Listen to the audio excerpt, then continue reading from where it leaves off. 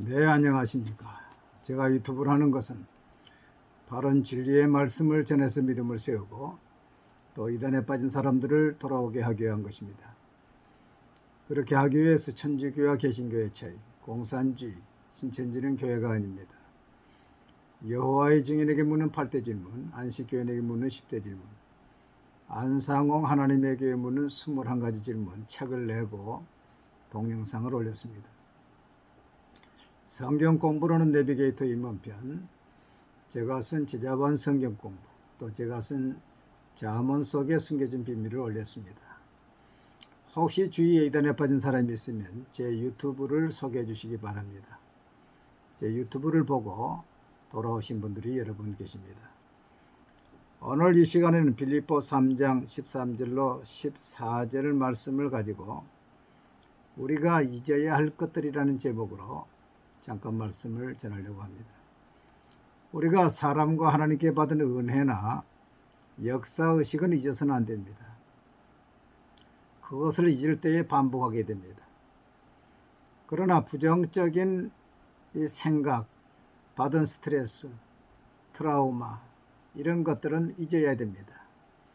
이것들이 내 마음속에 세포 속에 축적되어서 비슷한 환경을 만나면 재활성화되고 또 그것이 나를 얽매여서 앞으로 나가지 못하게 하는 것입니다. 오늘 본문에서 바울은 오직 한 일, 즉 뒤에 있는 것은 잊어버리고 앞에 있는 것을 잡으려고 표대를 향하여 달려가노라 했습니다. 그러면 우리가 잊어버려야 될 것이 몇 가지 있습니다. 그것이 무엇입니까? 첫째는 죄와 죄의식을 잊어야 한다고 생각합니다. 죄는 우리를 얽매이게 합니다. 히브리서 11장 12장 1절에 그러므로 우리에게 구름같이 둘러선 허다한 증인들이 있으니 모든 무거운 것과 얽매이기 쉬운 죄를 벗어버리고. 죄는 지을 때부터 우리를 얽매이죠. 마치 올무에 걸린 사슴처럼 꼼짝 못하게 만듭니다.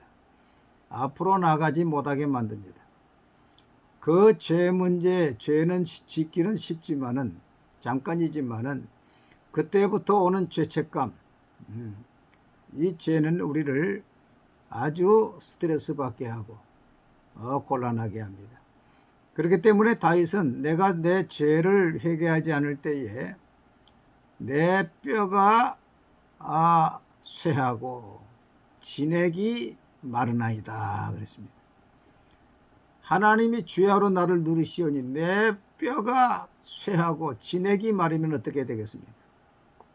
그렇기 때문에 우리는 하나님께 죄를 지은 것은 철저히 회개하고 사람한테도 죄 지은 것은 사과하고 배상하고 그래서 죄로부터 자유함을 얻어야 하는 것입니다.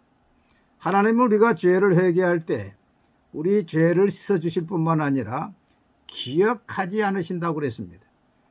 요한일서 1장 9절 만일 우리가 우리 죄를 자백하면 저는 미쁘시고 의로워서 우리 죄를 사하시며 모든 불의에서 우리를 깨끗하게 하실 것이요 했고 이사야 43장 25절 말씀 보니까 나 곧 나는 나를 위하여 내 허물을 도말하는 자니 내 죄를 기억하지 아니하리라. 하나님이 기억하지 않으시는데 내가 자꾸 기억해서 자존심이 상하고 또 열등의식이 생기고 앞으로 나가지 못하는 것은 사단의 참소인 것입니다. 그러므로 여러분, 사단이 여러분을 참소할 때 과거에 나는 그런 죄인이었으나 회개하고 하나님이 나를 용서했는데 내가 왜 나를 참소하느냐, 사단아 물러가라 명령하시기를 바랍니다. 여러분, 죄에서 자유함을 얻었습니까? 이 죄에서 자유함을 얻어야 됩니다. 찬송가 268장 죄에서 자유를 얻게 하면 보혈의 능력 주의 보혈 시험을 이기고 승리하니 참 놀라운 능력이로다. 어떤 상담자도 어떤 정신과 의사도 나를 죄에서 자유를 줄 수가 없습니다. 우리 하나님께서만이 예수님의 보혈로 우리가 회개할 때에 죄에서 자유를 주시는 것입니다.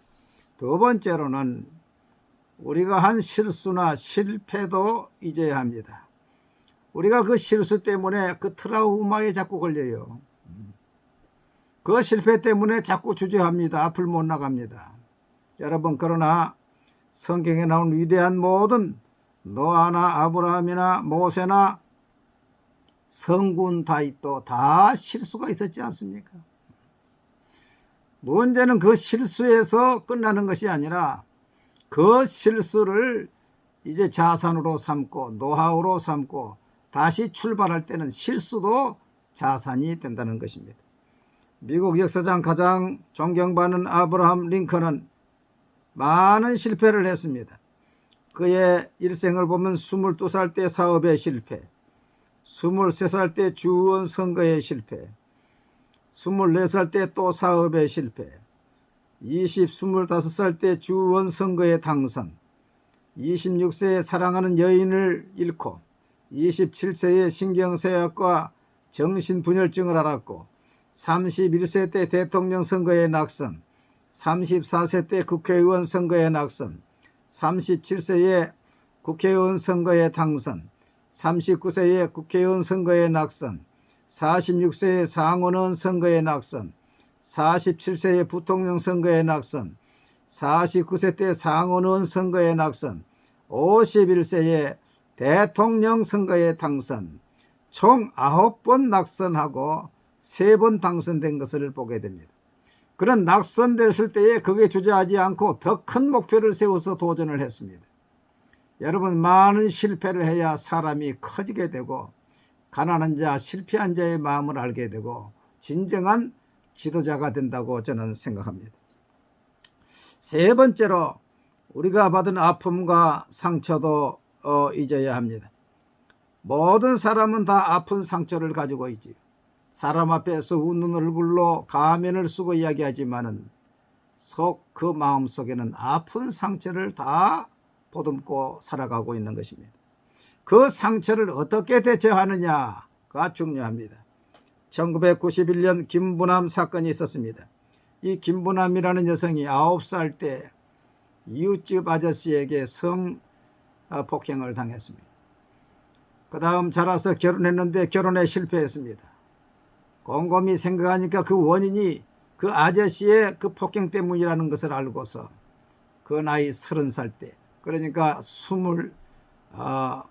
성폭행 당한 지 21년 만에 이제 고향으로 찾아갔습니다.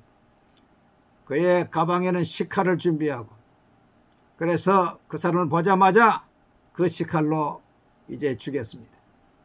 죽이고서도 그 자리를 떠나지 않았습니다. 경찰에 왔을 때 하는 말이, 나는 짐승을 죽였지 사람을 죽이지 않았다.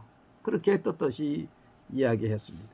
결국 그 사람도 죽고 김부남 씨도 감옥행에 들어가게 된 것입니다. 이렇게 원수를 갚는다고 한다면 어떻게 되겠습니까? 여러분, 억울함, 마음의 상처는 요셉만큼 당한 사람은 없다고 생각합니다. 요셉은 그 형제들에게 팔림을 받았지 않습니까? 노예로 팔림을 받았습니다. 그 요셉이 애걸 할 때에 그 형들은 외면했습니다. 요셉이 착고에 끌려가면서 얼마나 원통해 했겠습니까? 그는 애굽에 가서 그 모든 것을 잊고서 또 보디발의 집에서 열심히 일하는데 그 보디발의 아내가 또 유혹해가지고 또 누명을 씌워서 감옥에 들어갔지 않습니까? 그러나 요셉은 그 모든 상처를 하나님 안에서 해결을 받습니다. 요셉은 그 형들에게 나중에 이렇게 이야기합니다. 당신들이 나를 이곳에 팔았다고 해서 근심하지 마소서. 한탄하지 마소서.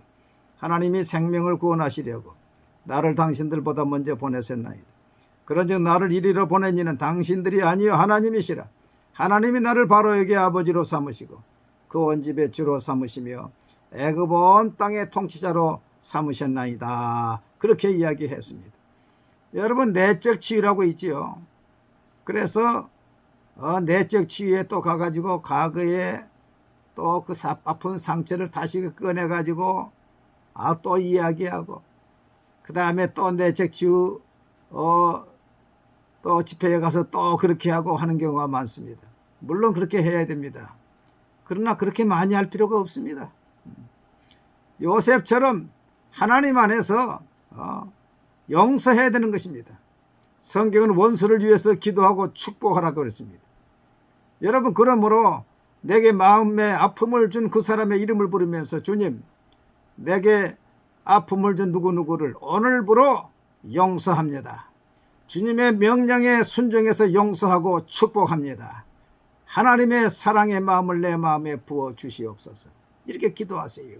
그럼 기도하는 순간 성령 하나님께서 그 사람을 용서할 수 있는 넉넉한 사랑을 여러분의 마음에 부어주시는 것을 체험하게 될 것입니다. 한번 이 시간 따라 하십시오. 하나님 아버지, 나에게 상처를 준 누구를 하나님의 명령에 따라서 오늘 기도하고 축복합니다. 용서합니다. 오늘부로 다 해결되기 원합니다. 하나님의 사랑의 마음을 이 시간에 내 마음속에 부어 주시옵소서.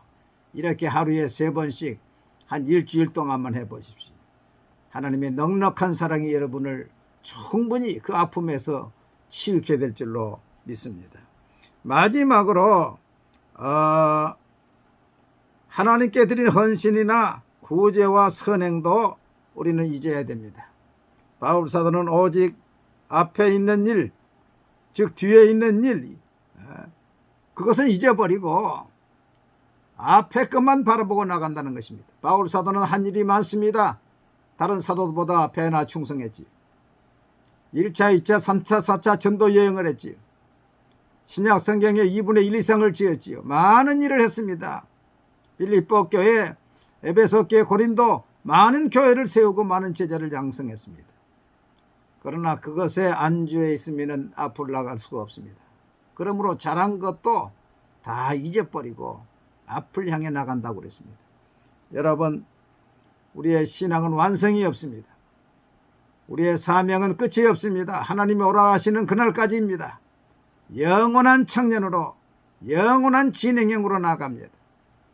제가 욥기서를 읽으면서 그 욥의 친구들이 욥에게 와서 위문한다는 것이 폐문이 되어서 욥을 정죄하고 서로 비판하고, 심지어 엘리후 같은 사람은 욥이 끝까지 시험받기를 원한다, 그런 악담을 했습니다. 38장에 보면 하나님께서 나타나셔서 그 친구들을 책망하지요. 욥에게 가서 사과하고 하나님께 수소 7마리와 순염소 7마리로 속죄의 제사를 드려라. 욥이 너희를 축복할 때에, 기도할 때에 내가 용서하리라 그랬습니다. 욥이 그 친구들로 마음이 상처를 많이 입었어요. 그래서 욥과 그 친구들이 얽매여 있었습니다. 그런데 하나님께서 욥에게 그 친구들을 위해서 기도하라고 할 때에 욥기 42장 1절에 10절에 보면은 욥이 그 친구들을 위하여 기도할 때 여호와께서 욥의 곤경을 돌이키시고 여호와께서 욥에게 이전 모든 소유보다 갑절이나 주신지라. 욥이 그 친구들을 위하여 기도할 때 여호와께서 욥의 곤경을 돌이키셨다. 그러니까 축복할 때 내가 복을 받는 것입니다. 여러분, 그 말을 다 믿지는 않습니다만 유튜브에 보면은 남편을 용서하지 못해서 지옥 간 여목사가 있다, 그런 유튜브도 보았습니다. 여러분, 이 땅에서도 용서하지 못하면, 전진하지 못하고 천국 못 간다고 하면 얼마나 억울한 일입니까? 여러분, 죄를 회개하고 죄책감을 다 잊어버리시기 바랍니다. 실수나 실패, 트라우마에 잡혀서 앞을 전진하지 못하는 성도가 있다면 그것도 다 잊어버리시기 바랍니다. 여러분에게 아픔을 준 그 아픔도 하나님의 사랑으로 요셉처럼 다 해결 보시기를 바랍니다. 지금까지 여러분이 하나님께 드린 헌신이나 또 구제나 선행도 잊어버리시고 앞만 바라보고 푯대를 향해서 영원한 청년으로, 영원한 미완성으로, 현재 진행형으로 끝까지 달려가는 저와 여러분들이 다 되시기를 바랍니다. 감사합니다.